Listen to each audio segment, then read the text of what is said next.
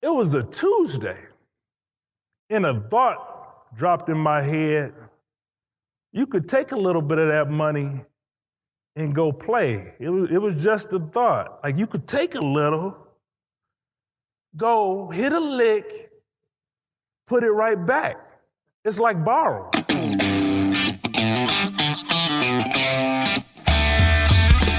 Welcome back to the Podcast Movement Sessions Podcast Season 2.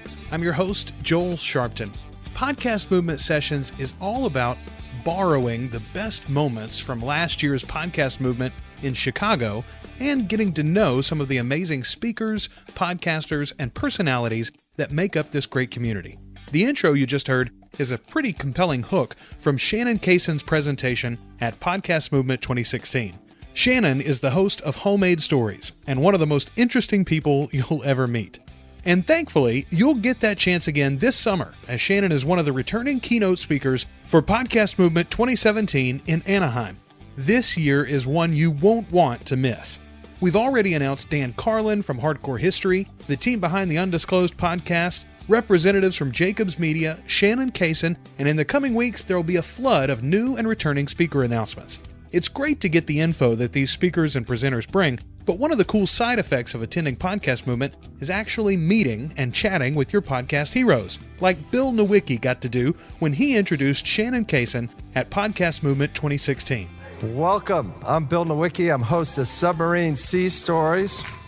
Marietta Stories is on the way, but today I'm going to talk about Shannon Cason. He's going to present brutally honest storytelling, and I have a brutally honest confession to make. I did the speaker intros for Jared and the group here, and I spent probably 40 hours with spreadsheets and emails and sending emails out and switching people. The only reason I did it is because of Shannon Cason, because I get the intro hitting. And when I listened to his podcast, he was on the Moth. He's a Moth Grand Slam winner. He's all these other things, but I was getting groceries in Huntersville, North Carolina. And I listened to his Moth podcast about him and working at the bank at a grocery store. And it was one of those things where I sat in my car and I listened in the grocery parking lot to Shannon Cason. And I love the guy. I'm proud to call him my friend. And I want to introduce my friend and soon to be your friend, Shannon Cason. When I was young, I loved playing games. We would flip quarters at the lunch table in high school or pitch them off the wall. Whoever got closest won. When I went to college at Michigan State University, we would shoot dice in one of my friends' dorm rooms. It'd be a bunch of us guys, most of us from Detroit, all in this little room, smoking, drinking, trying to bring the hood to Michigan State University. He had this little portable pool table that was perfect for shooting craps. Guys had to have a style to their dice roll. It's like a signature. Some guys listen to them, do a little dance. Me, I'm always just simple and understated. Just click, clack, roll, snap. I loved it. I was a decent student. I loved hip hop and basketball. Gambling was my little secret. I remember once over summer vacation, I would go to Windsor Casino because you could gamble under 21. I'd be 19 years old at the blackjack table with all these grandparents, and I lost all my money, and my mother asked what happened to my money that summer, and I lied. I told her I spent it all hanging out with my friends. I felt bad for losing all that money. Worse for lying to my mom. I'm a mama's boy, lying to my mom, that ain't cool. Then I started gambling all the time, especially when Detroit built their own casinos. All these big, bright, huge buildings with flashing lights right in the middle of Detroit. Detroit was sure to become like a top tourist location of the Midwest. Surely, So I graduate from school and I get a job at a bank. It's one of these grocery store bank branches. I managed it. Felt kind of good about the job because I'm out of school. I wear a suit to work. The tellers, they had to wear these green polos, but I'm a professional. I wear a suit. By that time, gambling had my checking account overdrawn. I was living with my sister because I couldn't afford my own place. I was eating ramen noodles on a regular basis or casino food because I had more comps than I had cash. At the bank, we kept $20,000 in 20s in the vault for the ATM. And we kept $30,000 in hundreds for customers' checks on Friday. We weren't a busy branch, so the tellers rarely had to buy money from the vault. We didn't even follow the dual vault control procedure because everybody just trusted everybody. It was a Tuesday, and a thought dropped in my head. You could take a little bit of that money and go play. It was just a thought. Like you could take a little, go hit a lick, put it right back. It's like borrowing. I took the whole $50,000. Now you can't just fit $50,000 into your slacks pocket. It won't fit. I tried that. So I got 10,000 here, 10,000 here. I even got a sexy bulge in my underwear. I tell the tellers I'm going to lunch. I go to the Motor City Casino in Detroit. It's a short drive. I used to go there for lunch all the time because when I didn't have money, I had comps for the buffet. But this time I got money. I got $50,000 stuffed in every pocket, even in my underwear. I sit down at the blackjack table and I buy in for 20,000 in 20s. My name is Shannon Cason. I'm a storyteller, and this is a brutally honest storyteller. Our stories are the quickest and easiest way for people to connect with us. Now, some of you here meeting me for the first time, but through that story, that little 3 or 4 minutes in telling that story, you know some pretty keen things about me. One of the things, you know I enjoy gambling, or I'm a gambler in some ways, but what's some other things that you know about me from that story? I'm just curious. This is a participatory part. My man, go green. You're right. Yeah. You're right. What's some other things? Mama's boy. Yeah, I love my mama. No doubt about that. Bessie Mae Cason. I love her. I love it. But our stories are the quickest and easiest way for people to connect and relate and understand us when we tell our stories. And this is a podcasters conference, especially within our podcast, when we really open up and tell our stories. Your honesty demands reciprocation. This book I like. I read it a lot, too. It's a book I got from college. It was The Psychology of Influence by Robert Cialdini. He talked about a rule of reciprocity is we try to repay in kind what another person has provided. We try to repay in kind what another person has provided.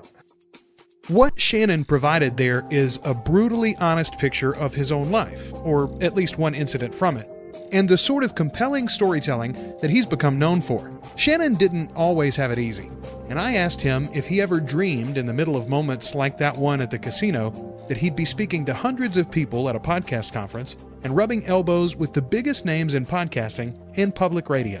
Now, this is going to sound like a humble brag, whatever a humble brag is. I don't even know what that is, but I knew life was more than what was in front of me. I always felt like I was gathering material. I've been in creative stuff for a while, from hip hop to writing, and just a voyeur of all kinds of good stuff. So for me, it came to a point when I said to myself, like, when are you going to do what you can do, Shannon? You know, I had friends who did stuff in LA and Atlanta, and they would call me when I was working at the plumbing wholesale, and they would ask me like, when you go stop working at the plumbing wholesale and create some stuff? I'm serious. They would call me all the time and be like that. And finally, I lost the job at the plumbing wholesale and I decided to create some stuff. So I feel like I'm just starting on this exciting journey, which is fun to have at this point in my life. We'll get back to Shannon's presentation from 2016 in just a moment. But first, let's revisit the start of this podcast movement journey. We've talked to Jared Easley about the first discussions and planning for a Podcaster First conference and community. And we visited with co-founder Dan Franks about the Kickstarter they used to fund the 2014 conference. Were there any magic moments or revelations that came up in that first launch of crowdfunding? I don't think there was any one, what you would call a traditional aha moment during the setup, at least. It really was just a slow build of, well, I guess you would call it like a grassroots movement. And that sounds a little cheesy, but it really was just telling everybody we knew about it. And we all had small networks, but we all had our small individual networks. So Jared had been in the podcast space a little longer than I had been. So he had his own people connected with. And then Gary Leland he's one of the original podcasters. He's one of the godfathers of podcasting, so to speak.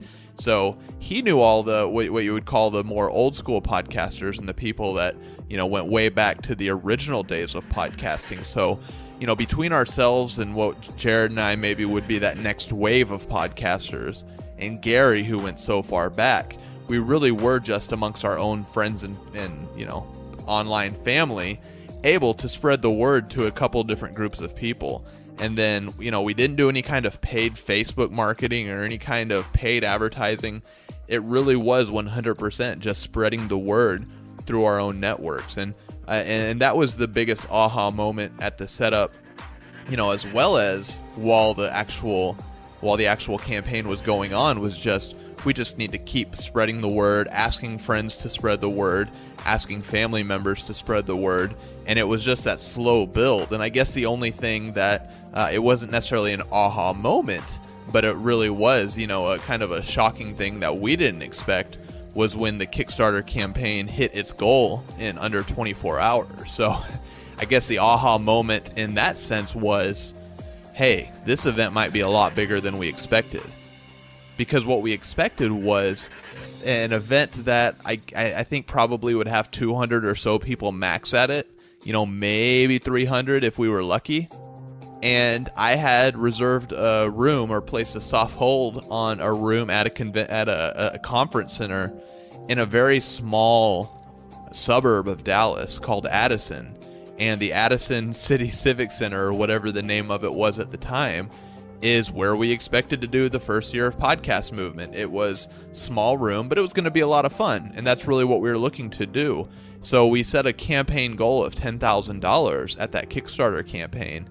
And we figured if we could get $10,000, we could make this thing happen. That was going to be what it cost to do all the production and rent the space and everything else.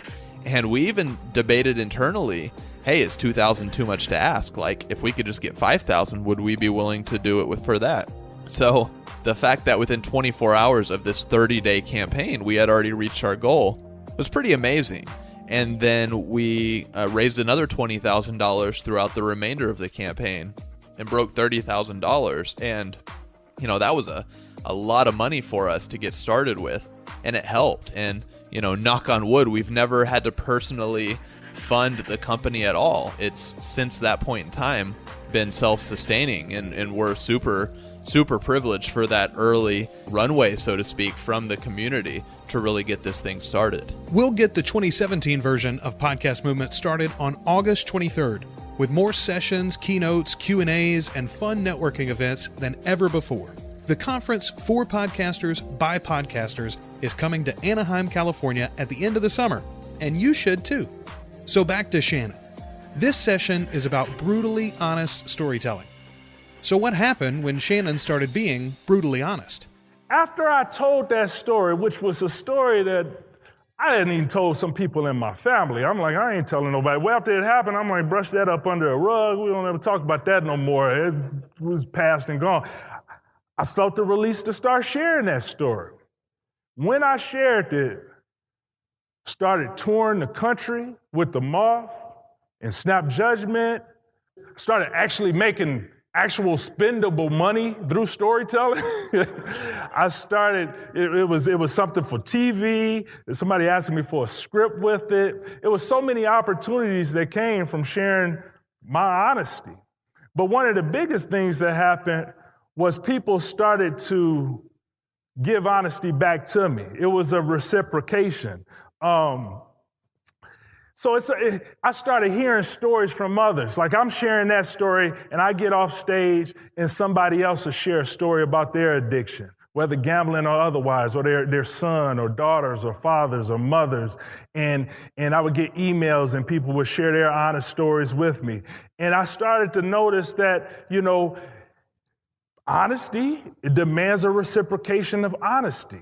So what ways are you authentically connecting with your listeners? And what ways are they reciprocating that? I'm curious about it. This is a podcasters convention, and it's a lot of podcasters in the room. So I want you to look. I'm participatory. I like people to talk too. So I want you to look around, find somebody you don't know, or if you know them, if somebody's too far away, tell that person, like, in what ways are your listeners connecting with you authentically? Think about that for a second. I'll play some Tribe Called Quest while you discuss that among one another for just a minute or so. Just in what ways are your listeners? Maybe they gave you a quilt. Maybe maybe you took a visit somewhere. Talk about that for a second, because I think that's important to share. Some Tribe Called Quest.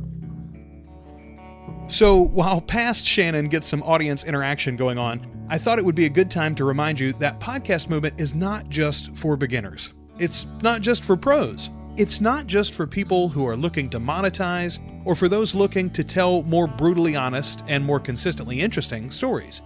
Podcast movement is for all of those folks and reasons. It's also better this year than ever before, with 5 different tracks for skill levels and interests and 6 different types of sessions. So visit podcastmovement.com right now and see where you'll fit in at this year's event.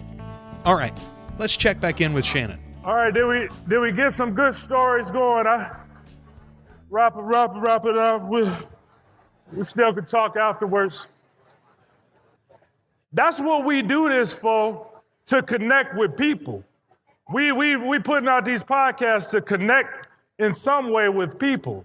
So were there anybody here any story? I'm sure a lot of people heard, but anybody hear any real worthwhile, maybe even strange, or whatever kind of story? Anybody hear some good stories on what somebody reciprocated or a connection you made with a listener that they gave back to you? Any stories? Let's get one. Yeah, go ahead. She said that Maurice does a podcast about design, Black designers. What's the name of it again? Revision Path. So look up Revision Path, Black designers, and he does conversations. He worked with a lot of great companies too that he's done that with.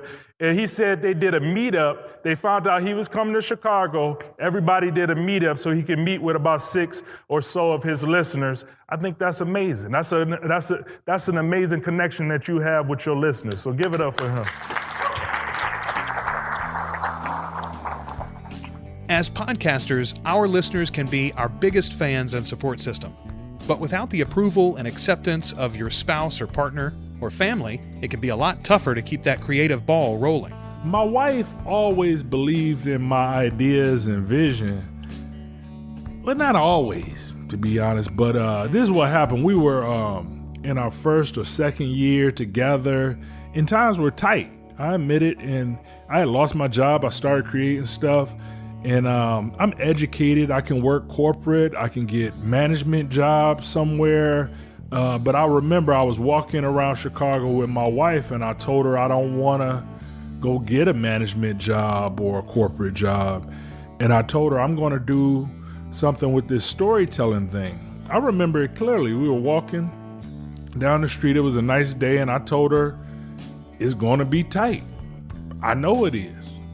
And I understand if you don't really want to go through that kind of lifestyle at this point in your life. It's going to include a lot of challenges. And you listen to my podcast, Homemade Stories, if you want to hear some of the challenges. But I thought if I stuck to one thing, if I stick to this one thing, eventually something good will happen. And I'm still waiting for that something good to happen. I'm still waiting, but I have faith. I have faith. One of the reasons Shannon has that faith is because he podcasts with a purpose. Purpose. You can have all kind of purposes. It's okay. You know, your purpose for your show can be, I want to make a lot of money. I want people to think I'm smart and intelligent and have patches on my suit, and I wear glasses and pipes, that kind of stuff. Your purpose can become like a podcasting celebrity. We see some of those celebrities even at this conference. But I don't know if that was their purpose. That can be your purpose, but your purpose doesn't have to be that douchey.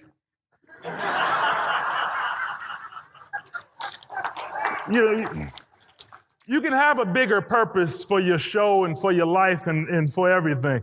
I like to think about purpose consistently whenever I'm doing something, especially episodes. Bill, that's why it takes me so long to get episodes out sometimes, because I'm like, what's the purpose of this thing? I always ask myself, what's the point? And sometimes that point don't have to be some huge, big thing, but many times it's like a small thing, but sometimes it's good to touch on some bigger issues. I did a show that consistently gets referenced. Just recently, a lot of people have been in my feed just referencing an old episode that I did probably 2 years ago, just re-putting it up and using quotes from it.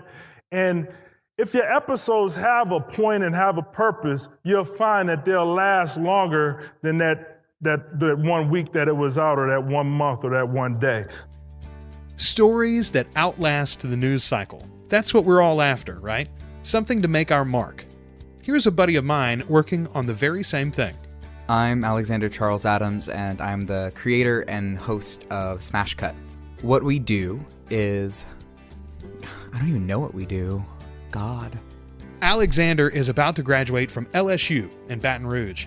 He's a dramaturg and a theater student and a very talented storyteller in his own right.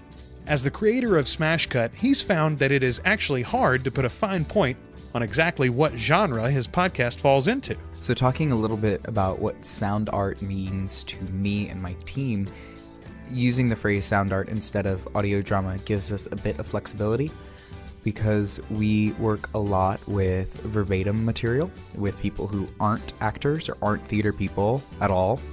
And we like to play with ideas that require using the reality that we all actually do live in. And that kind of pulls us away from audio drama just a bit. And we also have created soundscapes before that didn't really have plots per se, but definitely allowed a listener to fill in a story if they connected with something that they were hearing. We require a little larger of an umbrella to stand under in order to have an identifier.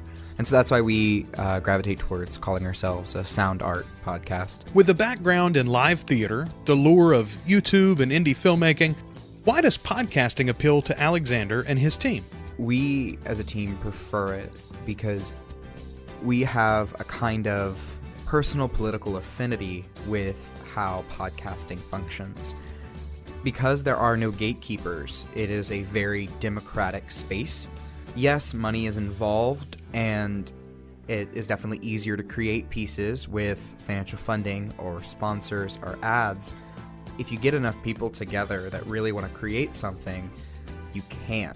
And it can be on the same platform, in the same space as someone who is receiving sponsorship or funding. And that's something you don't find in print journalism, in television, in cinema, and even in live theater now, depending on what kind of theater you're doing. So because of that democratic nature We connect to it in how we create our pieces. I'm with Alexander. There's nothing like the audio medium and the podcast delivery method specifically to foster an unbelievably fertile ground for stories. Someone else that agrees with that is Shannon Cason. It's audio. You could put on a little for the camera. You act cooler, sexier, try to be whatever you're trying to be. You look at yourself in the mirror. I've done things on camera and they actually put makeup under my eyes and cake artist makeup on me for the camera. And I agree, video is easy to watch as a part of the audience. Like as an audience member, I like watching video because it's easy. But audio is just as easy. It's even easier in some ways because you can do other stuff while you're listening. And people use their imagination with my voice. And they don't know what I look like till they see me. And some people don't expect what they see. You know, I have a face for video too. I'm just kidding. But I wake up and I can record. I'm waking up right now and recording this. I think you put on a lot more fronts with video. Like if I knew I had to do this on video, I get dressed, I'll brush my teeth, I'll do certain things. Audio, I really don't care. You just get me and that's it. I get to create my own structure as a person who does creative things for my livelihood. It's tough with deadlines though, and I do have to hire people to give me some deadlines, or I have to have hard deadlines for myself. It's tough though, because I'm not really accountable to anybody else but my audience. So the audience sometimes is the deadline or the boss, you know, in a sense. So the best part is that I can schedule my day any way I want, but that's also the worst part because at the end of the day, I want to move closer to completion on some project.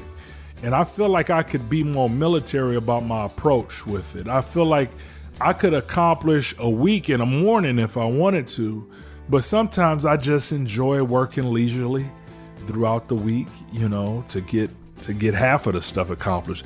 But I should do that one day, like become real military and accomplish a year in a month or something like that and see what that feels like. But it's my decision, which makes it really cool.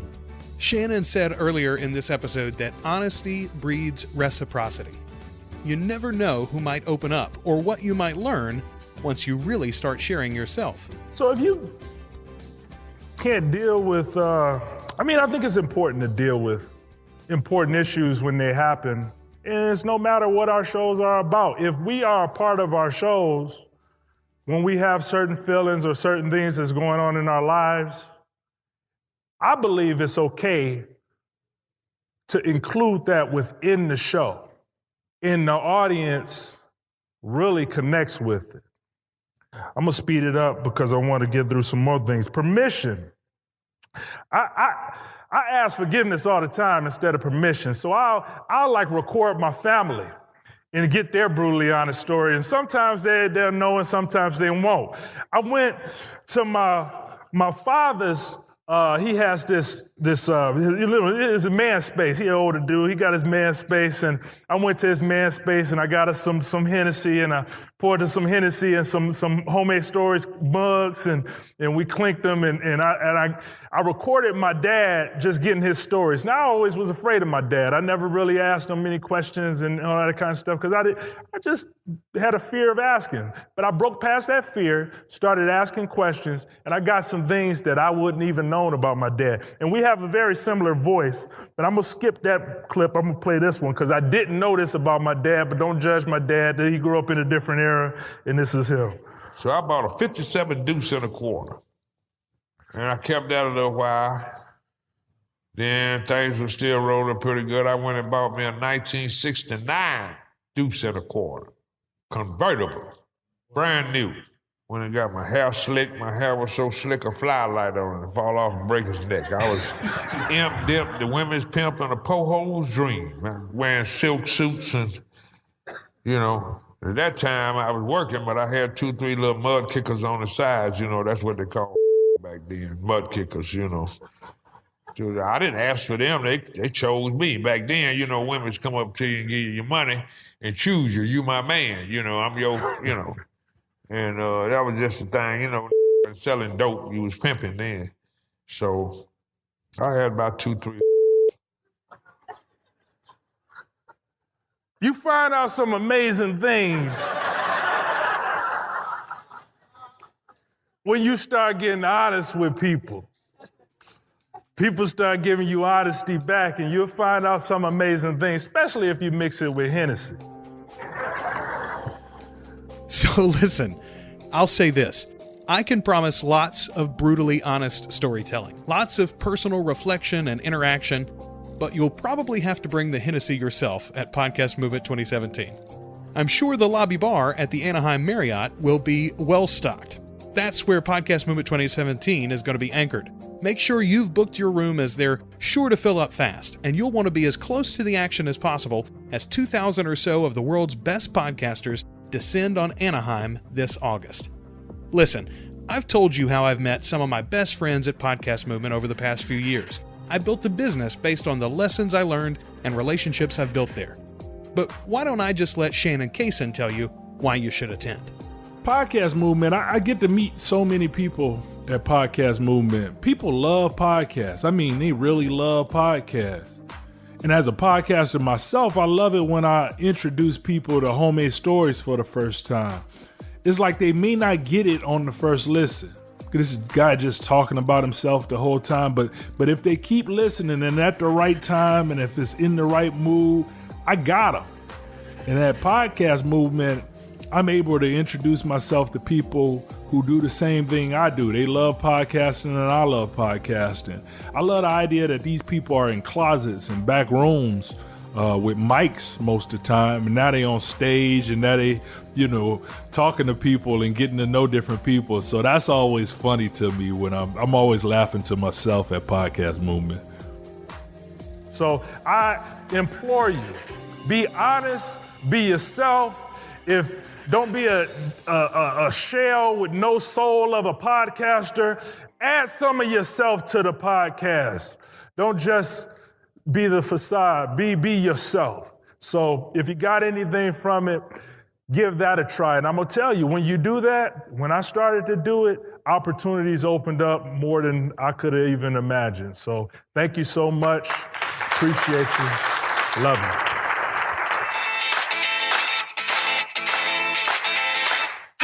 In 2017, Podcast Movement is hitting the road as we make our way to the West Coast. Spend some of your summer with us at the beautiful Anaheim Marriott in Anaheim, California. Join us August 23rd through the 25th as Podcast Movement does it better than ever. We'll once again have amazing featured speakers and all of your best podcaster friends from all around the world. All that's missing is you. Register today, and we'll see you in California.